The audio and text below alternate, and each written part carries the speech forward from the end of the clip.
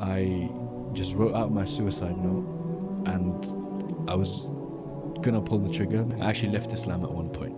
Okay, for once in my life, someone actually cares about me. All I remember from the dream is that you have to turn back to Allah. And I decided from today I'm gonna change. I'm never gonna miss salah ever again.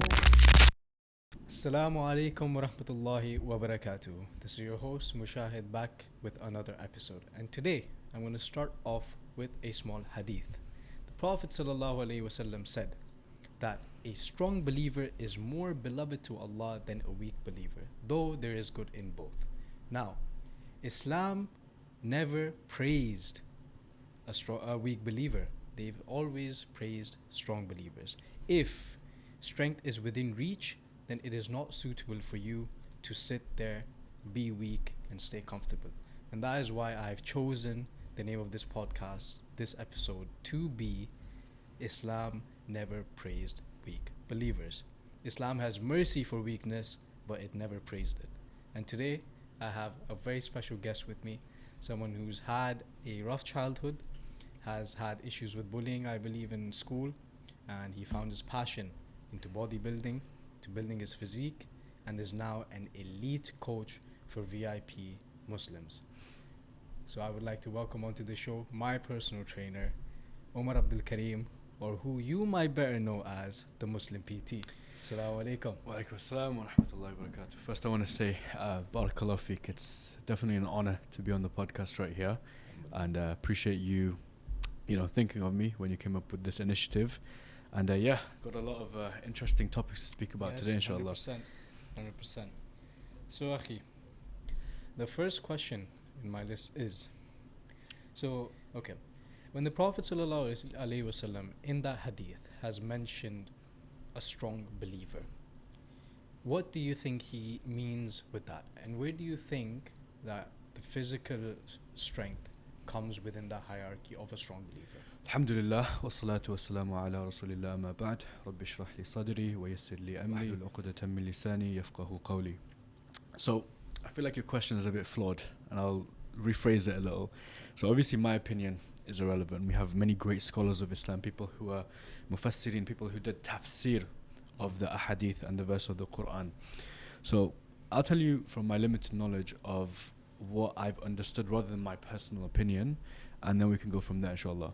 So when the Prophet ﷺ, he mentioned this hadith, I'll say in Arabic, al-mu'min al-qawi khayrun wa ahabbu ila Allah min al-mu'min al-da'if. The strong believer, he is better and more beloved to Allah than the weak believer. And there's good in both of them, okay? With that said, what did he mean by mu'min al-qawi? Okay, so in Arabic, mu'min, a believer, al-qawi, strong. So in Arabic it's reversed, so strong believer, right? We have to understand that there's a middle ground when it comes to understanding this hadith. A lot of people take it extreme in one way, a lot of people take it extreme in the other way. Now one side of extreme, let's call it the left side. The left side, people will say, a strong believer is only and specifically just limited to your ibadah, okay? Yeah. And we know this is not true. Yeah. And I'll give you an example. There were Sahaba who converted to Islam, and they had very limited knowledge that they have been Muslims for hours and days, a very short period of time. But because of their physical presence, their physical strength, when they fought for the sake of Allah, the battles that they fought, that was the reason that they entered Jannah, because of the battles they fought. They weren't, some of them didn't even know how to pray. Some of them didn't even know how to, the basic pillars of, fasting, giving zakah, they didn't know that. But they came in and they had that physical strength, which they had prior to Islam, but they used that strength for the sake of Allah. Now the right side, the other extreme, is a person who says, I'm just going to, try and have as big biceps as possible. And, my bench press needs to be as much as it physically can. And that's what, makes me a strong believer. And the Prophet ﷺ, he taught us that the strong believer, I'm paraphrasing right here, I might get the hadith slightly wrong, it's along the lines of, the strong person is not the strong person is not the person who can wrestle or has like that physical strength, but it's the person who can control his anger.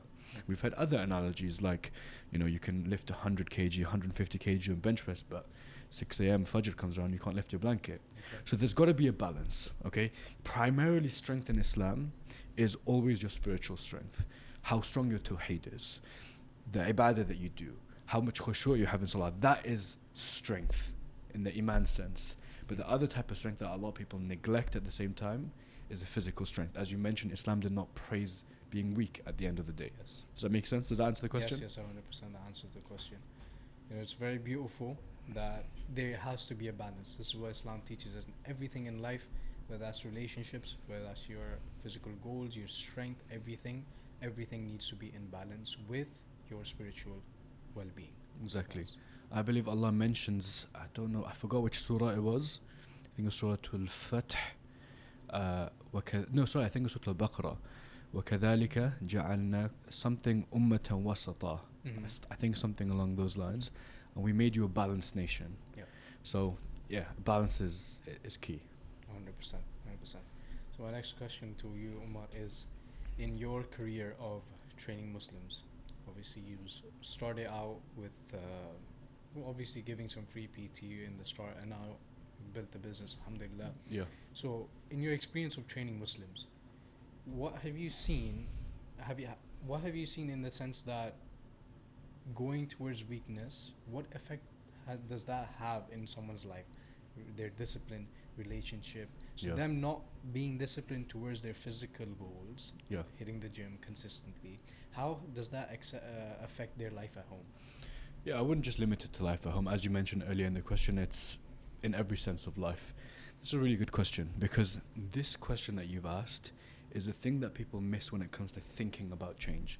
They just think about, when I want to change my body, how am I going to look in the mirror? They don't consider how it's going to affect their deen, how it's going to affect their finances, their relationship, their marriage, relationship with their kids. It's going to impact every area of your life. There's a philosophy that I live by, and that philosophy is the way that you do one thing is the way that you do everything. If you show up lazy with your fitness, if you show up unmotivated, if you just show up sloppy when it comes to your health, that is a character trait that is not just limited to your fitness. You have created that and embedded that as a character trait in everything in your life. So how are you going to show up in your business? Okay, and let's flip the script as well. The guy who does show up, he goes the extra mile. Obviously, you know this because you're one of my clients, Training to Failure. Okay, and just for you guys who don't know what Training to Failure is, it's an extreme philosophy of training where you go so hard in a exercise, where if I had a gun pointed to your head, you still wouldn't get one more. That's how hard you've gone, and it's pretty painful, exactly. Right? So with that said, that person who shows up in that way and can do the difficult thing that 99.9999% of people are unwilling and unable to do, if he's able to do that really hard thing, how is that going to transfer over into other aspects of their life? Again, I don't need to say it, by the way, because it's just common knowledge. Like you're living proof of taking care of your health helps you exceed in every other aspect of your life. Like, when you started taking your fitness seriously a couple months ago, did you make more money? 100%. Did your relationship with Allah get Yes. better? Did you improve in pretty much every aspect of your life, 100%. essentially? Yes. Why do you think that was? I think mainly, let's say for example, Fajr was something I usually used to miss. Okay. So I'm in bed now. It's like I'm usually awake. The alarm does wake me up, but I snooze it and I used to sleep. So now I'm at this point where I've come so far in my physical journey, Yeah. and I've gained so much weight, and I'm reaching my goals. By the way, when we say gain weight, it's the good type of weight. Yeah, the good type of weight, muscle mass. So I'm gaining the weight that I want to gain because I'm skinny, and then I think when my alarm goes off, I have this moment in my head now every single day that you have come so far, being strong. Yeah. What's stopping you from lifting this blanket up? Exactly. Are you? And I don't even to- think yeah. I don't even think it's the physical. I mean, I'm not gonna say I don't think. I know it's not the physical strength that helped you. It's the mental strength. Exactly. Like if you can do that hard thing, your mindset becomes stronger. I'm gonna mention something, and this is something I use in my ads and stuff. Many of you might have seen my ads in the past before, but when I was filming some ads, right, I had a lamb's brain in my hand basically as like a visual hook. Okay, and to the camera I said, this one muscle is the reason, essentially, because you haven't trained in this one muscle, that's why you're out of shape and struggle to get in shape. And that muscle is your mind, it's your brain. Okay, if your brain becomes stronger, you're able to almost like, I'm trying to think of the word. If you're able to, what would be the word for it? You know what I'm talking about, right? I have the idea, the words aren't coming to my mind. If you're able to grab your brain by the you know how in the olden days in Arabia, Yeah. they would grab a camel by his nose. Exactly. Just like that. If you can grab your brain like that, Yeah. and move it the way that you want to move it, Exactly. you basically become like a superhero. Kind of essentially. like a horse, right? The way Yeah. you. Was it a camel or a horse? I don't know. I think it's both. Yeah, I think it's both. Yeah. For the horse, I'm saying in the sense of horse riding, you use the reins to make it go where you want to Yeah, go. exactly. So if you can, so if you can grab your brain by the reins, Yeah, exactly. if you're able to do that, like you can do that at Fajr time when you don't feel like lifting the blanket, when you want to make wudu in the freezing cold. Like again, it's not that cold in Dubai, but where I'm from, Newcastle, it is pretty cold. Like it'll hit like minus in the winter. But you're able to do the difficult things because you've trained your brain. Does that make sense? Exactly. And that's something that I've been doing when it comes to business, when it comes to my work as well. Getting so much more work done after starting training, and it's completely changed my life. It's in about the sense that, yes, with the work, I look at it, I'm like, okay, in the gym, it's always tying back to the gym because I'm doing so much in the gym, and I'm like, okay, you're in the gym, and you're training to this point that you call failure, right? Where you can't physically get a single rep in no matter what comes to you, right? So why can't you reflect that to your business? Yeah. Why can't you try to the point where you can't physically work anymore? Yeah, it's just re-emphasizing the point. The way that you do one thing is the way that you do everything. It always ties back to the gym. The way you train, the way you treat your body, the way you train your mind, it's all tied to your physical strength. Like everything's interlinked essentially. Exactly, 100%. 100%. Allahu Barak. Okay. Now, I don't know if you think of this as a misunderstanding, but Islam has never romanticized weakness, right? Yeah. Yet, a lot of Muslims, including a lot of young Muslims, often use this excuse for humility, or they say that I need to work on my heart. I need to work on my mental health. Yeah. So they kind of get this misunderstanding. Why do you think that is? Yeah. I'd like to use an analogy right here, which I'll mention later on. But sometimes humility is just masked in a way where it makes you seem like the good person. And what I mean by that is you had the choice to become financially independent. You had the choice to get in shape. You had the choice to pursue things in life which you know are good, but you chose not to, whether it be out of laziness, procrastination, fear of failure, fear of success, all those things.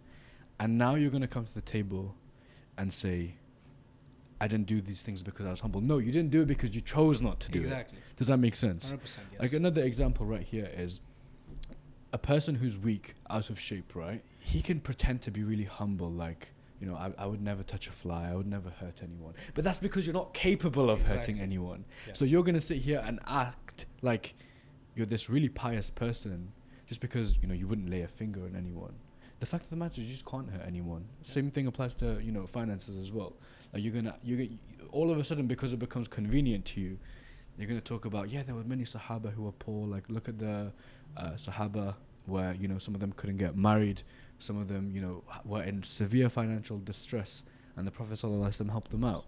They're going to use that as an example. Why can't you use another example like Abdurrahman ibn Auf, who was one of the wealthiest people to walk the face of this earth, Uthman radiallahu anhu, who funded military battles where, after the permission of Allah, if the Muslims did not win some of these battles, we don't know if Islam would exist on the face of the earth today to the level that it does right now.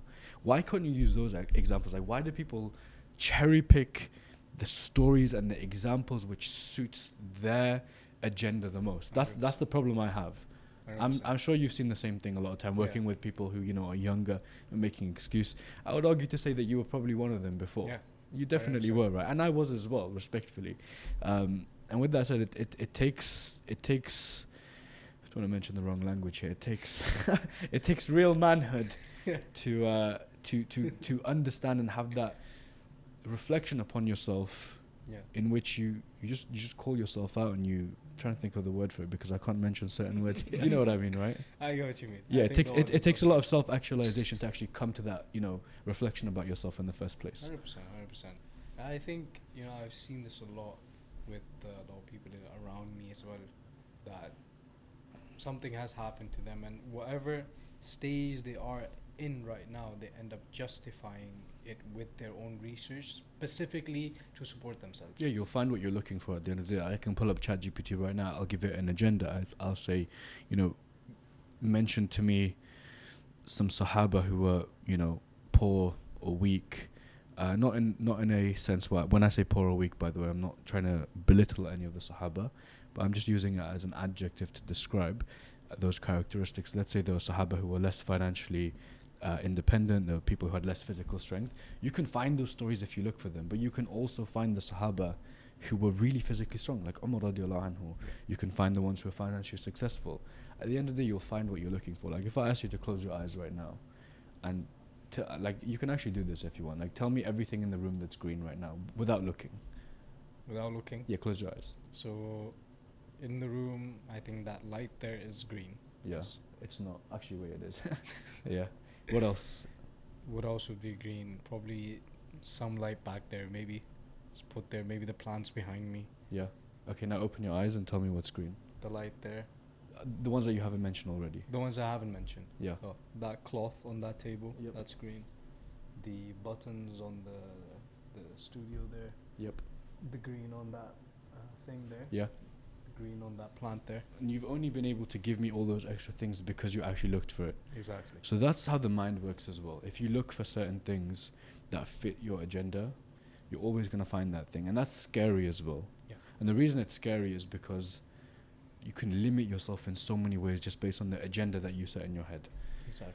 So yeah. That's crazy. We're running through the questions quite quick, actually.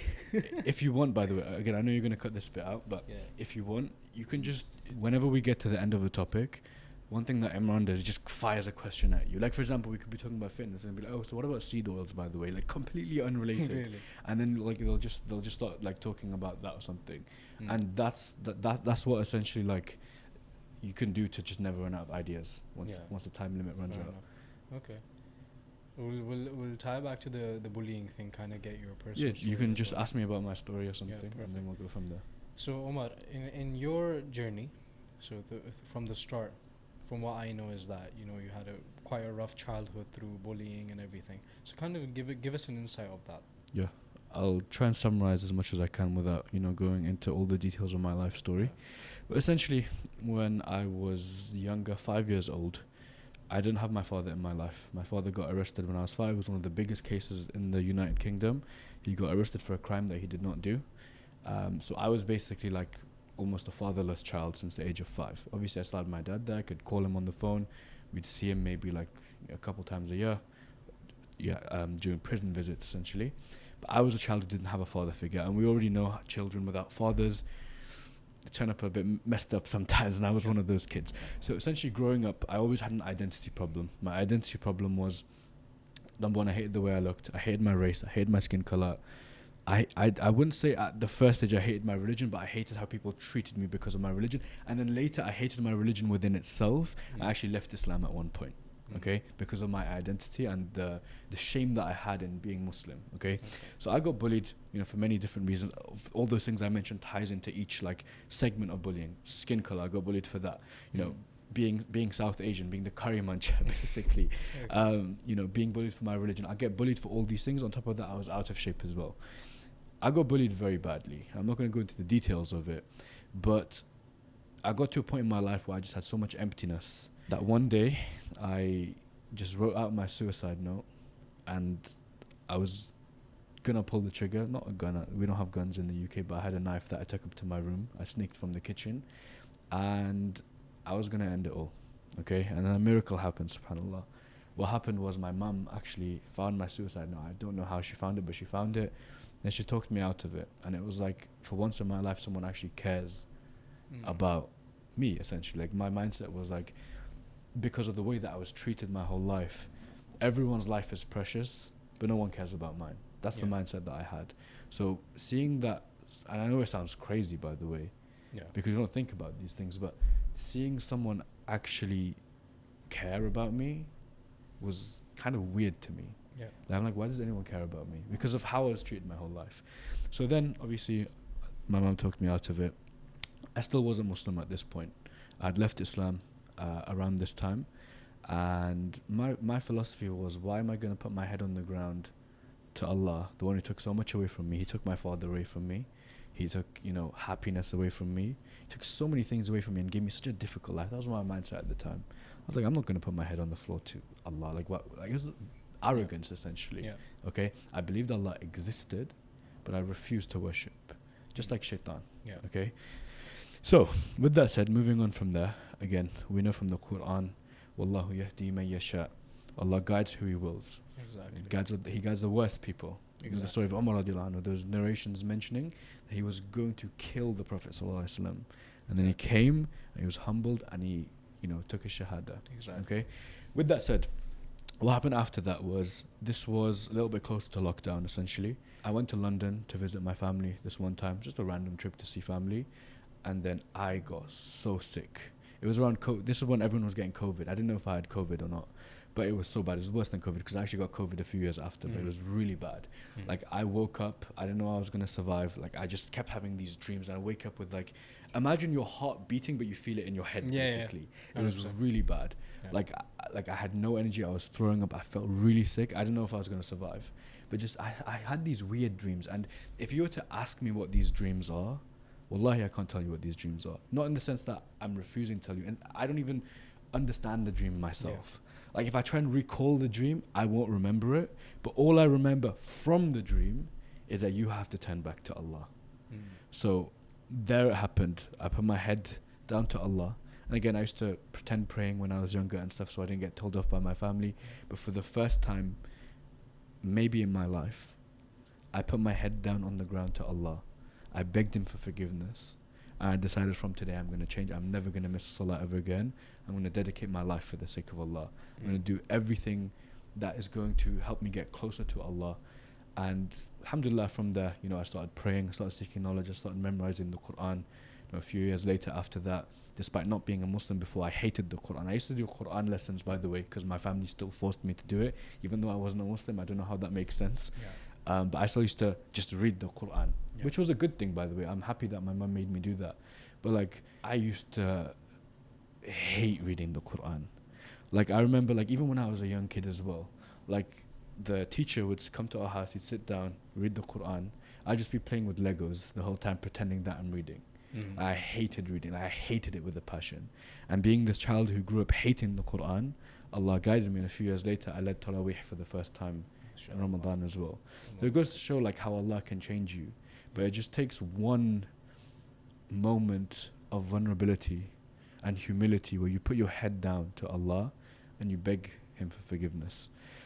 So yeah, that's my story. I think you wanted to tie this into, you know, fitness and stuff like that as well, right? Yeah. So 100%, like, it's funny how, because we're South Asians, a lot of the things that you have said did tie back to me as well. Yeah. So obviously in the past of my childhood, kind of had very bossy parents, still do. Yeah. They're very, very bossy. Like from a perspective of love, though, like from the perspective of love, that's just obviously. how But back then parents it are. used to look very annoying. Right? Now I come to realize why it's like that and everything. But back then it was very annoying, you know, his dad's being bossy and just not letting me play my video games, not letting me relax, just coming in all the time, study. He used to have this thing, it's quite funny now. I do this as well with my brother now, and I see that, I'm like, oh my god, I'm turning into my dad. So it's like, whenever a term finished, right, a semester finished, my dad used to make me study for the next semester. And I'm like, how do I study for that? I don't even know what's coming. No, just open up the book and say. Now I do that with my brother. How old is your brother? My brother's 15. Lambarik. So I do that with him as well. And I'm like, oh no, I'm turning into my dad. So it ties why you kind of understand that, obviously now with the life that I'm living, and you know, I wouldn't say completely pushed out laziness, still there for a bit, but in the sense where it's like almost reduced to half. Like, my level of laziness, I can't stand to see anyone being lazy. Right? It's like out of love. It's like that, and seeing my dad like that, he's a very hard worker, and he really was one of the first people in our family to actually make it big. So in his sense, looking at me like that, looking at his ability to do everything, and looking at your own blood, being it passes lazy, on. Kind of. It's like a masculine trait of frustration, where you're just annoyed and you just pass it down. I'm sure 100%. Your brother will pass it down to whoever's after as well. Exactly. Yeah. And that laziness kind of followed me through out the years. To be honest, I was barely studying for whatever I had to study for. Obviously, so at one point I did take my studies seriously in my last grade, because I'm like, I have to pass now. And then obviously I scored good grades, and then kind of with the professional studying that I'm doing, the professional course that I'm doing. It's like it was kind of on and off in the start. I used to fail a lot of exams. Yeah. You know, told by my dad, scolded and everything. But then last year it kind of changed. So I knew what I had to change in myself. I know what's bad in myself. That was something quite different for me. I think a lot of people don't exactly know what's with them. I properly had to start with myself and write this down. What is wrong with Mushahid? Yeah, it sounds crazy, but it's actually so productive. It's as so well. helpful. Yeah, 100%. And then I did the same thing as well, by the yeah, way. exactly. I'm like, okay, you do this. You literally the whole night till 3 a.m. You're on your phone, on your bed. You're doing this. You're doing this. You're doing this. You're doing this. Okay. And that's good because like it helped me so much as well, because the first step to actually changing is realizing that you have a problem in the first place. Exactly. If you don't realize the problem that you have, you'll never overcome that problem. Exactly. So you have to kill that ego. Yeah. Kind of. And it'll make you feel a little bit stupid at the start. Exactly. But it's and worth it. I felt really stupid. Also shocked when I looked at it in paper and I'm like, this is me. Yeah. And then that's when it clicked. I'm like, this can't be me. Like, I genuinely have to bring a change in my life. Yeah. And that's how I joined Amar's program to start and build my business. Through Amar, I found you. Yeah. And I'm like, okay, this year, okay, I've saved up enough to the point where I can start investing into myself. Yeah. Now, I believe that, yes, you should invest into, your finances and everything, but the first thing you have to invest into yourself from your first savings is yourself. 100%. 100%. Your I did the same skills thing, and by the way, as well. I don't mind sharing the numbers here, just so it will benefit the viewers. But when I was 18 years old, I got into university. I was going to waste 3-4 years of my life studying some useless degree that's not going to benefit me in any way, shape or form. And obviously my father wasn't there, so my grandfather, he passed away, may Allah have mercy on him. I mean, and it was because of him, after the permission of Allah, that the Muslim PT actually exists today, like the whole business. Like this thing that we have, this transformation that we have, it wouldn't actually be here after the permission of Allah if it wasn't for my grandfather. So he was going to invest in me to invest in my university studies. So he was going to pay the whole thing, because obviously, like, I didn't have a father. He didn't want me to, fall back in life just because I didn't have a father. I'm going to be a waste man if I grow up and don't do anything with my life. He's like, look, I'll pay for your degree. Don't worry about it. Because I wasn't going to take a degree because of the riba, the student loan that comes with it. I wasn't willing to, wage war with Allah. So he's like, I'm going to pay for it.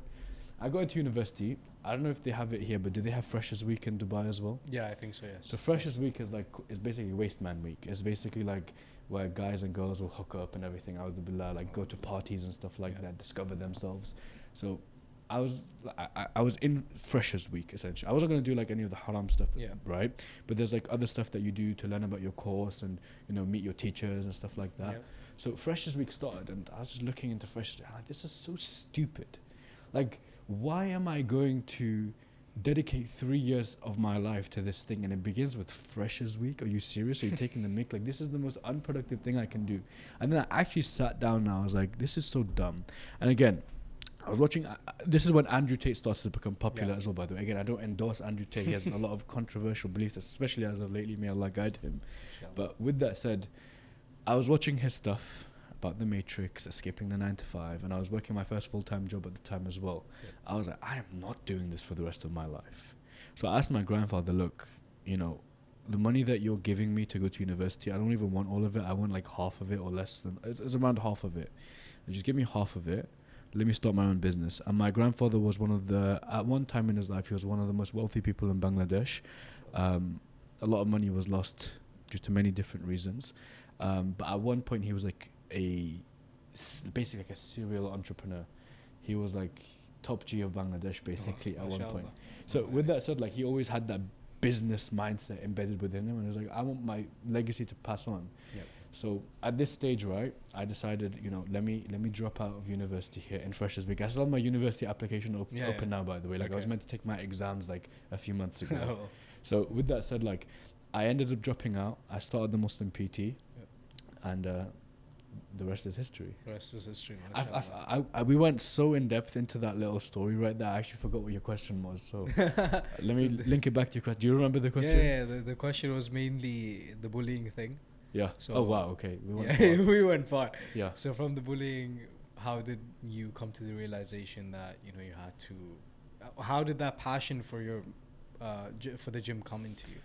Yeah, so to answer that question, it's simple. It's when a person is being bullied and they're going through what I call an identity crisis, there's two options. Option one is you just suck up to it and you just accept that, and it's one of the gayest things ever. I don't know if you want to keep that in or cut it out, but I'm gonna keep that 100%. You're not just gonna sit there as a man and just take it. You're Yeah. gonna wake up and you're gonna do something about it, Yeah. right? So I decided I'm gonna do something about it, and from there I was like, one of my biggest insecurities is my body. I hate how I look. I hate the physical presence. This is why I'm such an easy target. Yeah. Right? Because I'm weak. Yeah. I don't look strong. I don't look like a threat. Yeah. Okay? I look at the other kids who are like, some of them were bullies, some of them, had that physical presence. I'm like, no one's going to pick on them because they're big and strong. Okay? All the things that I was upset with about myself, I was upset with my religion. Obviously, I left Islam. Okay? So I already changed that about myself. But other things like my skin color, I can't change that. Yeah. I can't change my ethnicity. I can't change my race. I mean, nowadays you can just identify as what you want. But back then you couldn't, right? So the only thing I could really change is my physical presence. Yep. So I got like really into this. I was like, what can I do? I was in so much pain at that stage. Like I just hated how I looked so much. Like I was the kid. Like it would be boiling hot in the summer. I'd wear my t-shirt, I'd wear a jumper and then like a coat on top of it because I was scared to show myself. Like I hated how I looked so much. And I was like, I can't live. It's just like that realization that you had about yourself. You write down, this is what's wrong with Mushahid. I was like, this is what's wrong with Omar right here. I can't live the rest of my life like this. Yes. I'm not willing to settle being in a body that I hate for the rest of my life. And it wasn't even Islamic at the start. It was purely for my ego at the start. Yes. And purely just because I want to be more confident. And then later it became a thing. Well, I hope it's for the sake of Allah. But that's how it started. Like it was a state of like extreme insecurity to I have this aspiration of getting into amazing shape because I'm not willing to be this current version of myself any longer. I'm going to kill this current version of myself and unlock the new version of myself. 100%. Yep. So even for me, it was more of a, because even back in high school, I didn't get bullied to that extreme, but it was there. So it was like more of like kind of emotional bullying, not physical. Yeah. So it was there in a sense, but obviously that time has passed. So I didn't bring that change at the time. I was the gay guy at the time. Someone's gonna clip that. Yeah, I did the gay thing at that time, but obviously later on, when I started my career and everything, so the workload obviously was a lot. Yeah. Kind of the amount of mental capacity you need in a physical job is crazy. When people transition that, they're gonna see it.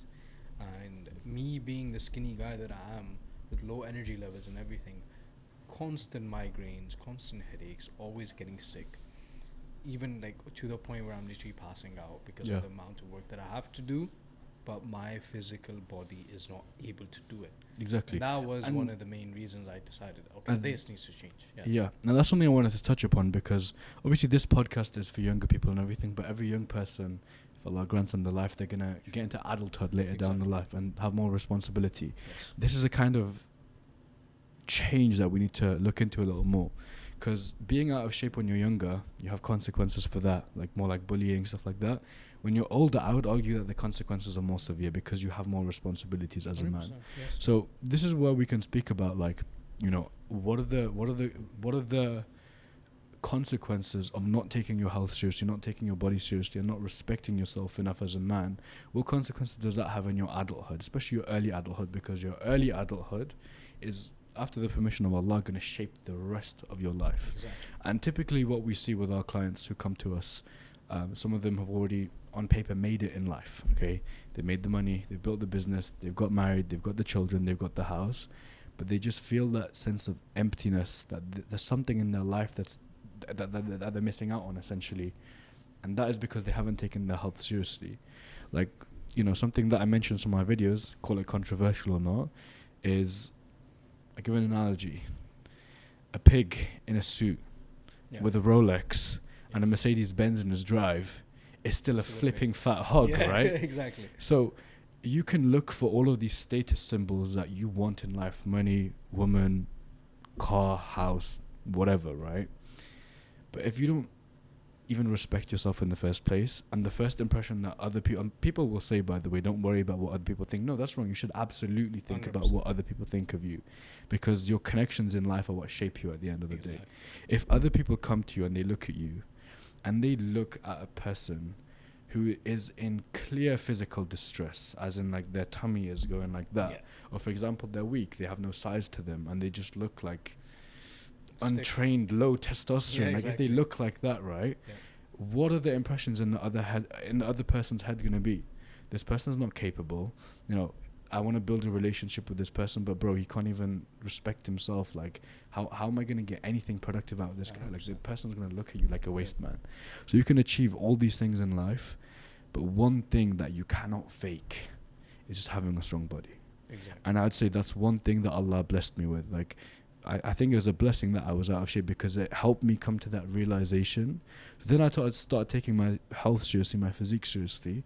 Now, alhamdulillah, you know, again, I'm not going to exaggerate claims or anything, but people respect me more now. I'm not saying that, you know, I walk into a room and people have their hands on their mouth and they're like, Yeah. wow, this brother's biceps are 16.5 inches. It's not like that, but you'll notice subtle changes in how people treat you. Yeah. Like, people won't disrespect you subtly. People will, you know, and as a man, you know, there's something that men actually like, right?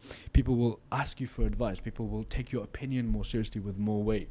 And when you're out of shape, it's almost like you don't exist, basically. Exactly. Like, people will just brush you under the rug, like, yeah, this guy. Like, you can be the most intelligent guy in the world, but just because you might be fat and out of shape, they're just gonna think you're an idiot, basically. Yeah. And they're right. That they have every right to think that too. Exactly. Kind of, right? Kind of, yeah. Because, like, a fat person, think, what kind of decisions does he make? A person who has a really weak body, what kind of decisions does he make? Exactly. He makes the most stupid decisions possible. So this person is kind of stupid, as Exactly. controversial as it sounds. You might be the most intelligent, but you're not intelligent enough to Yeah, get exactly. in shape. Like, you're not intelligent enough to understand that you should probably get off the couch and stop eating Cheetos all day, and Yes. probably get on the treadmill and run or lift some weights, Yeah. right? Like, in that sense, like, you might be clever in every other aspect, but in that sense, you're extremely stupid. Yeah. Does that make sense? Exactly. And yeah. I only say that because I've been in that position before, and not in a not from a position of arrogance or I'm better than everyone. It's because I've been in that state before. Yeah, exactly. I'm sure you can say the same as well. 100%. Yeah. For me as well. Obviously, after finishing like the last years of high school, the grades were going up, so the studying was there. I was putting in the work, and even when joining my company where I'm working right now, putting in the work, everything, trying my best, and obviously, yes, you do have that mental intelligence in the sense that, you know, your work, your studies and everything.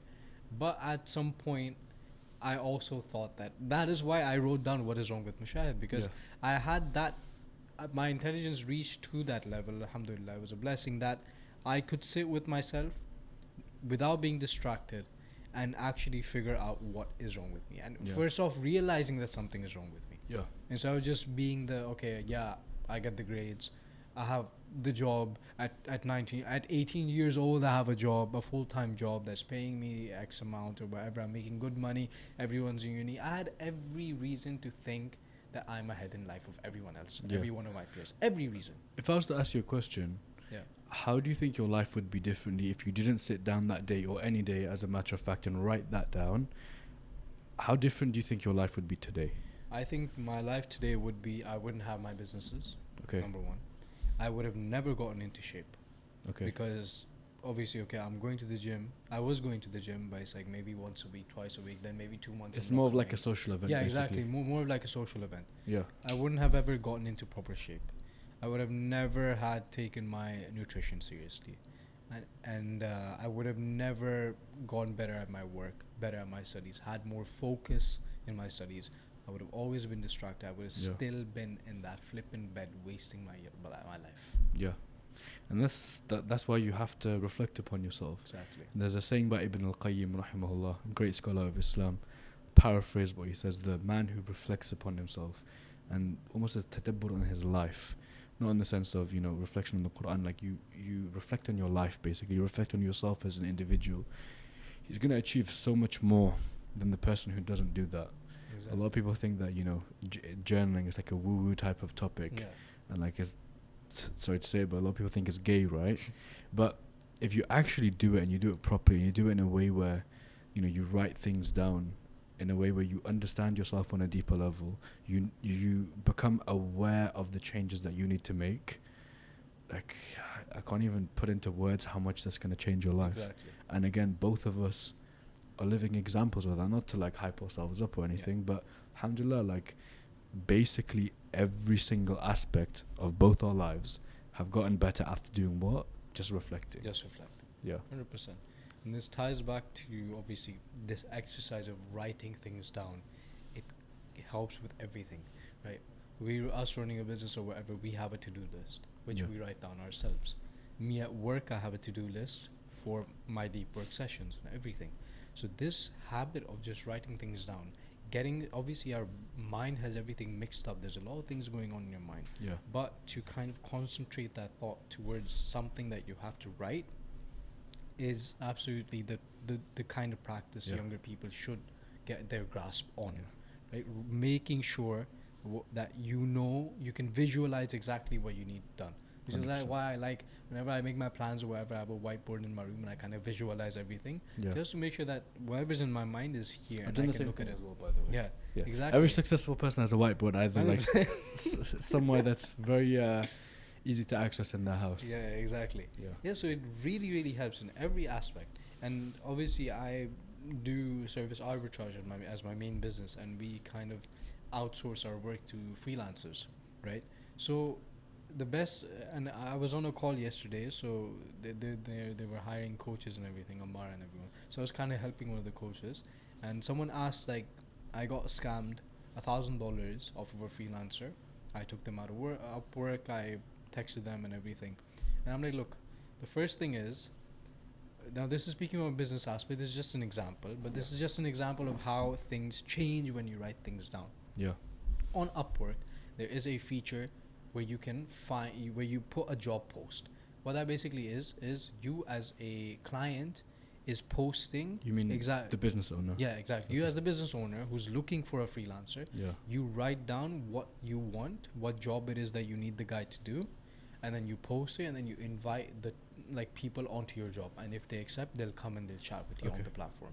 So just you sitting there, now you're like, okay, I need X done. Okay, for example, let's say this podcast, I need this podcast edited.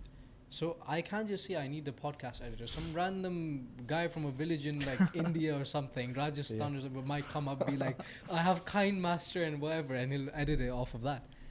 So I need to specify, okay, I need a video editor, long form video editor who has experience in editing podcasts, probably on I don't know what softwares they use, to be honest. I've left editing long ago. So Premiere Pro or whatever has experience with this software.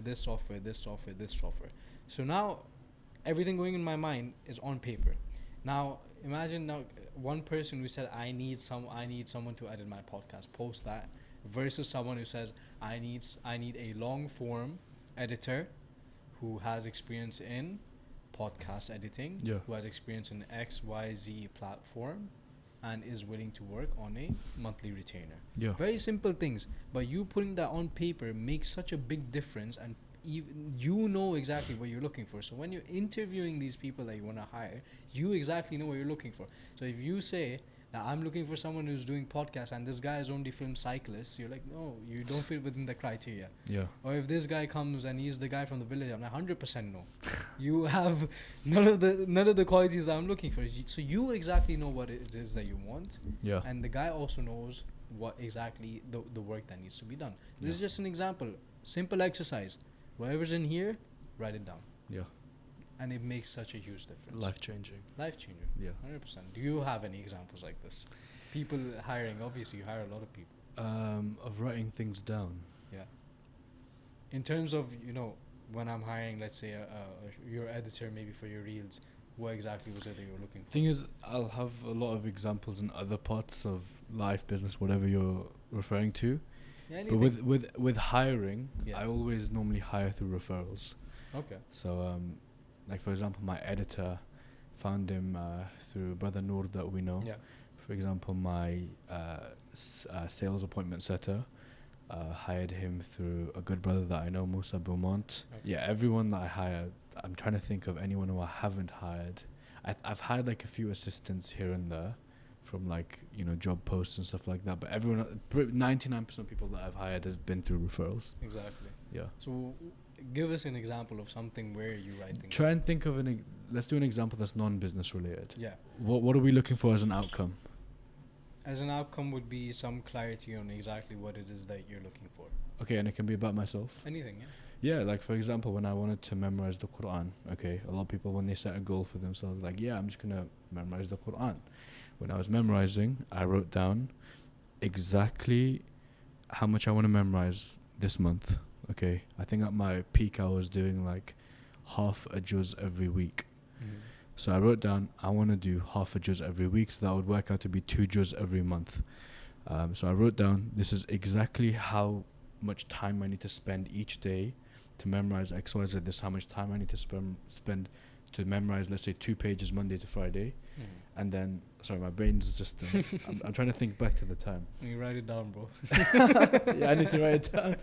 Yeah, this is a sign I need to lock in with hifd again, actually. Yeah. But yeah, I'd write down exactly what I need to do in a specific day and how much time needs to be dedicated to that and what time I would do it. Yeah. I don't know if this is making sense. Yeah, it's making sense, yeah. And then I would execute on that. Alhamdulillah, I managed to, you know, have a rate of memorizing around half a juz every week. MashaAllah. Yeah. Amazing. So yeah, but had I not done that, and I would just like randomly just sit there and try and read the Quran and hope it just sticks in my head. Yeah. There's no direction whatsoever, so I don't think I would have been able to stay at that rate. That was a messy example. Yeah, that was, but doesn't make still, sense. it Just be one written there. down, but It needs to be it written needs to down. be written down, but it made sense, obviously, and that is the power of writing things down.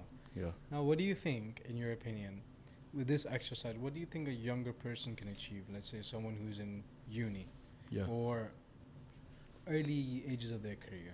Yeah. What I would say as an advice, and we can link this to writing things down, Yeah. what I would recommend to a person like that is one thing that a lot of young people do is they always see people on social media, whether it be, you know, a business guru or someone who's in amazing shape, right? And I was guilty of this myself. I'd be like, yeah, when I'm older, I want to be like him. We have to understand, like, you're 15, 16, 17, 18, 19 years old, and you're looking at guys in their mid to late 30s, sometimes even 40s. There is so much time from where you are in life till that person's life. Yeah. Okay, so you can't set a goal of saying, yeah, I want to make this much money or I want to get in shape like him, because you're gonna go through so much in life until you even reach like halfway through the years that you have to get to be that person's age. Yes. So what I would say the biggest advice that you can actually implement is break things down into small chunks. Like one thing that I've noticed with a lot of young people is we're always chasing dopamine, okay, whether that be on your phone. You know, a lot of people struggle with other things like, you know, watching haram things online, music, pornography, vaping, right? A lot of stuff. Yeah. So everyone's chasing dopamine, but if you can get that dopamine from a short term of like tick of the box, write down what you want to do this week, this month. Like, why do you have to write down that I want to be a millionaire by 30? That's amazing. I'm all for people having big goals for themselves. But write down what you need to do today. Exactly. Write down what you need to do in the week, the month. And Exactly. those things will stack up over time. And by the time you've, like, you know, ticked a few of these off, that's what it's going to feel like. You're already, you know, at the goal that you aspired, and you just set some new ones. Obviously, write it down, as we mentioned. And then just keep taking them off, basically. Exactly. When we had Abu Noor, he actually dropped some really good advice on this as well. Yeah. So he broke it down to, let's say, a yearly goal. So let's Yeah. say by the end of 2026, I want to be here, I want to be here. So he said instead of making a 12-month goal, make it a 12-week goal. Yeah, I like that. Right? I So always like chunking things down. Exactly. So you chunk it into chunks of 12 weeks. Yeah. So within 12 weeks from now, I want to do this. Yeah. It's not going to be, you cannot be a millionaire in 12 weeks, obviously. It's going to take Yeah. a really long time, unless you Yeah. do something illegal, obviously. Unless you sign up to Muslim. Unless you sign up to Muslimpreneur. Exactly. Unless you do join. Put the affiliate link there. Yeah, everything. I'll have Ammar come as well. He'll promote it as well, inshallah. So obviously you break it down. 12 weeks. I want to do this. Okay, whatever goal it is, whether that's praying Fajr consistently, it can be the smallest of smallest goals. But in 12 weeks, I need to do that. And I like that because obviously, when you set things that are realistic and small, sometimes like small things take off. We know from a hadith that the most beloved deeds are Allah are what? The ones that are most consistent, even if they're small. So it ties into Islamic advice as well here. Exactly. Sometimes we're just so focused on taking these big things off, as I mentioned, those big things only happen when you do the small things. Exactly. So yeah, 100%. I would say as an actionable advice, because a lot of people watch these podcasts but they don't actually do anything. If you're watching up until this point, I think it would be beneficial for anyone watching this to grab a piece of paper and just like break it up into segments, like Islamic, fitness, studies / business, whatever age they are and whatever they're pursuing, Yeah. and just write down 3 things for each one that are short term, Yeah. and just make it almost like a religious habit where you just relentlessly do whatever you can to fulfill those 3 things in each section. Yep. The more simple it is, the less friction there is, and the less friction it is, the easier it is to get to the goal. 100%. That was a nice saying. Yeah, 100%. So yeah, it's good. This is a very good practice for someone to do right now. Just make sure that those goals aren't I want to be a millionaire in a month. Something very, very simple. Maybe it could be dress better. I don't know, anything random. Yeah.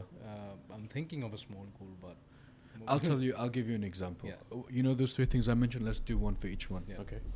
So, for example, Islamic, right? Yeah. 2 things we can focus on: doing more good and doing less bad, basically. So a person should ask themselves, in terms of good, what's one action that I can be consistent with every day? Not something like ridiculously hard. Like for most people, I'm trying to think of an example. Like praying tahajjud every day for the majority of people would probably be very difficult. Again, do it once a week, twice a week, whatever's reasonable for you and your routine. But doing something small, like how many of us don't pray witr? It's 1 rak'ah. Yeah. Allah made it so easy for us, and you get the reward, depending on your intention, you can get the reward of night prayer for doing that as well, okay? Or a portion of the reward. So with that said, do witr every single day. 1 rak'ah takes 1 to 2 minutes, Exactly. okay? Another thing is, for example, you want to start memorizing the Quran, focus on just reading 10 minutes a day, 15 minutes a day. Once you've been consistent with that for a week, 2 weeks, 3 weeks, bump it up, add a little bit more, and then you'll get to a next level. And then as a last thing, for example, lowering bad deeds and protecting yourself from evil, ask yourself, like, what is the biggest sin? Not the biggest one, or ask yourself, what is one sin that I just keep myself falling into? I keep falling into. Do I have a habit of lying? Trying to think of sins. The viewers can decide what that sin is for themselves, right? But how can I reduce that sin? What are the steps for me to get away from that sin as much as I can? That's Islamic. Those 3 things, by the way, just asking yourself those questions and taking those off every day can help you get so far compared to the person who says, I just want to memorize the Quran like in 6 months. Like it's possible, but it's probably not going to happen. Exactly. The second thing, for example, fitness, right? 3 things. What can I do? Like most people watching this probably don't go to the gym, or they were like us, gym's like a social event, 1 time a week kind of thing. What can you do? Like get in the gym 3 times a week. Nutrition, what can you do? Like what are your bad habits with nutrition? Do you sit on the couch and eat Cheetos all day? Do you eat Takis all day? I don't know what the kids eat these days, right? But what can I start cutting out to start living a healthier lifestyle? What can I do to improve my recovery? Like start sleeping at the same time every day. That's such a huge change that you can make, right? Exactly. And then studies, business, whatever it is. Let's use business as an example. I'm quite passionate about that. So with business, like most people watching this, a lot of people watching this want to pursue entrepreneurship, making money online, but they've never made $1 online as well. Maybe, they sold like an old t-shirt or something. We have an app in the UK called Depop, where you sell your old stuff. Maybe you made $1 from there, but you've never actually made $1 from like something that you built. Exactly, right? So instead of focusing on how you can build a successful business by the end of the year, focus on how can I make my first sale within the next 7 days. Exactly. This is the biggest advice that I'd give to anyone trying to start a business. Get your first win, okay? And then after that, you'll figure the rest out. You don't focus on, I want to become this crazy e-commerce expert, or I want to build this crazy personal brand. No, post your first video, make your first sale, record your first advert.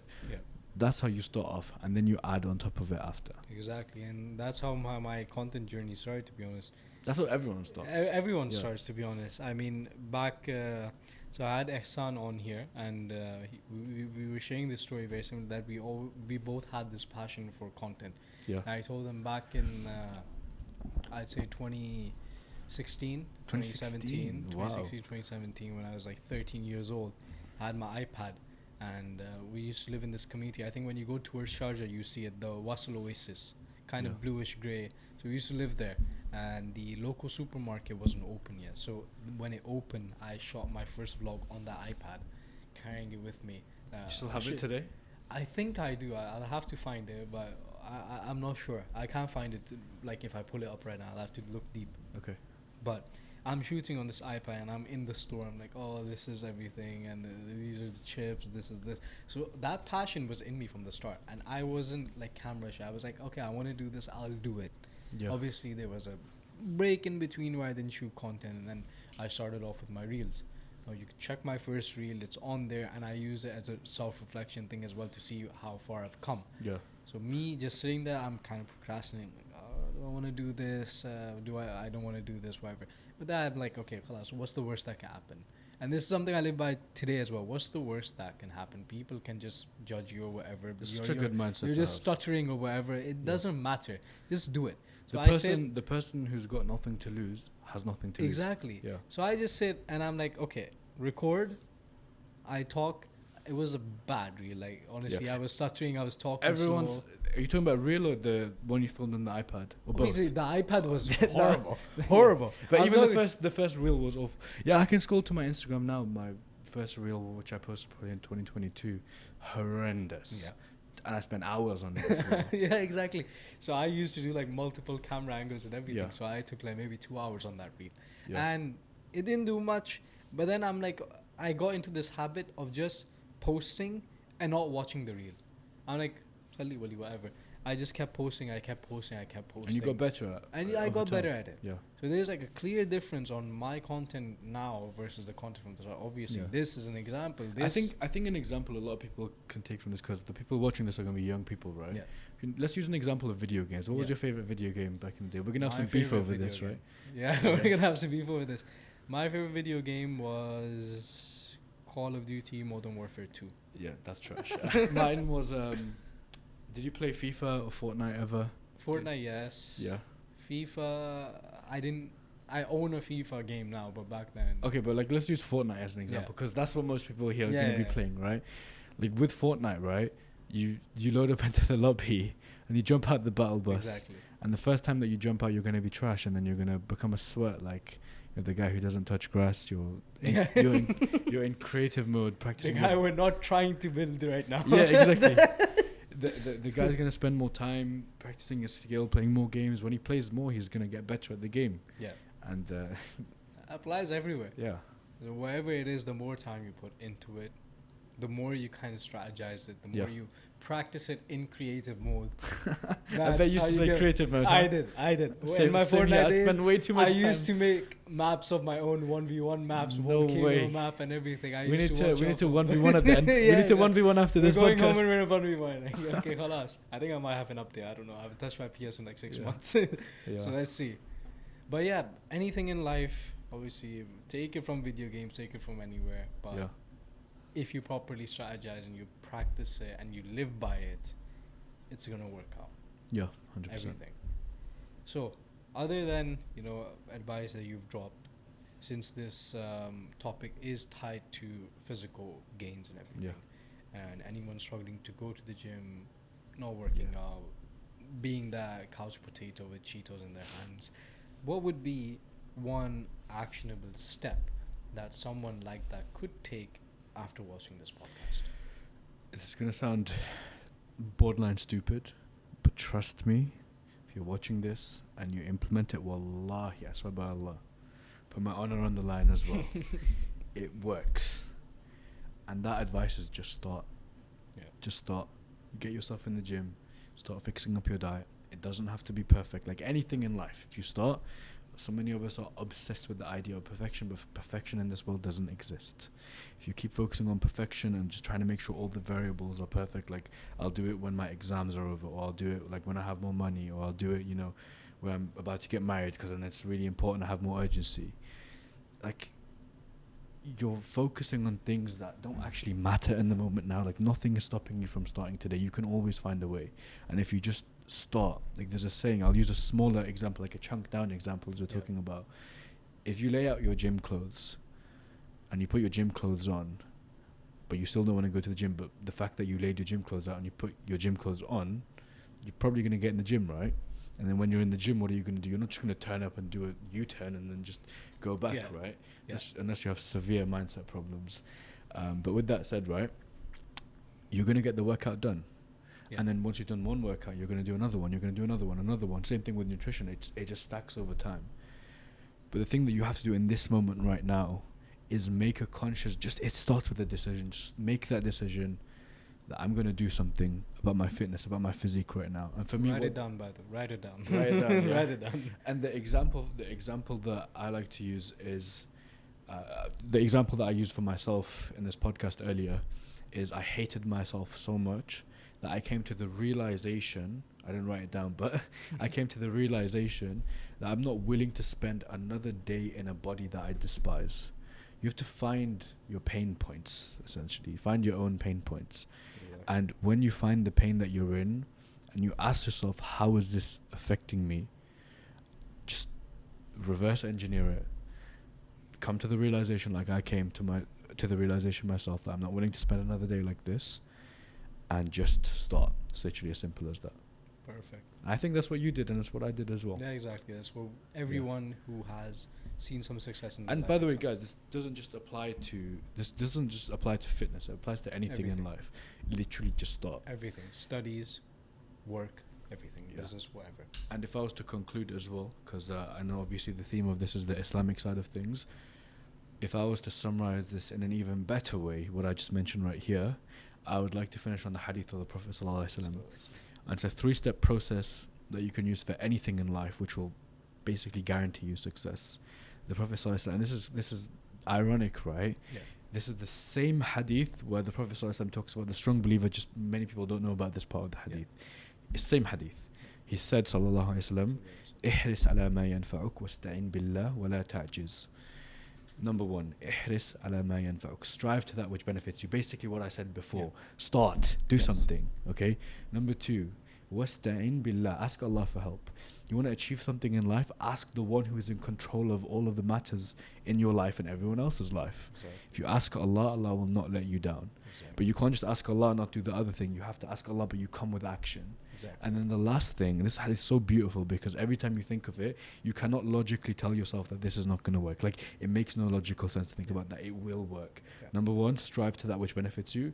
Number 2, put your trust in Allah. Ask Allah for help. Number 3, wala ta'jiz. This is the one that most people struggle with. I'll translate it. Wala ta'jiz means, and do not give up. Most people, 1 or 2 days, I don't see any results. Business, work, Quran memorization, I haven't seen any results. Stick at it. Yeah. Be a little bit more resilient, okay? That's what makes you a man at the end of the day. 100%. If you can stay consistent and you have a mentality that I will succeed in this or I'll die trying. Yeah. If you have that mindset, it's like what you were talking about before. What have you got to lose? Exactly. Right? So if you implement that and that leads to being consistent for such a long period of time, you do those 3 things, strive, put the work in, ask Allah for help, and you do it for the rest of your life, basically, there is no way that you're going to fail. No way that you're going to fail. 100%. I dare anyone. Do these 3 things, try it, and then tell me that it doesn't If you work. do fail, and he finds out that you didn't do it, he'll come and give you a smack. Bangladeshi smack. So that said, Umar, thank you so Barakallah feek. much for coming out, taking your time out for this. And to all of you, Jazakallah khair for watching. Inshallah, another episode is going to come out very, very soon. We're going to have a very, very special guest on that one. So that said, Jazakallah khair. This is your host and the Muslim PT signing off. May Allah guide you and may Allah keep blessing you. Inshallah. Jazakallah khair. Assalamu alaikum wa rahmatullah.